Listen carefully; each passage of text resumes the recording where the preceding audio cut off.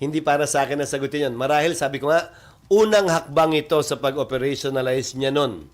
Pero hindi ako pwede magsalita para sa kanya. So, sir, another point. Yung sa house, iba yung focus nila.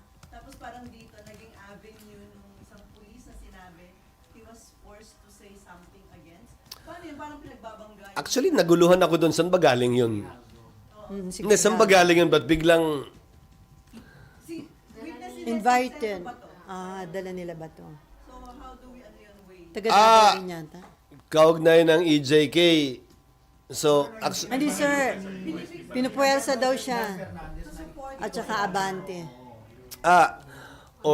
May pagkakadali ni-imbita rin naman siya sa Quadcom. May pagkakataon siyang ulitin yung kanyang pinanumpaan na salaysay dito, doon sa Quadcom, at harapin mismo yung mga inaakusa niya na di umano namilit sa kanya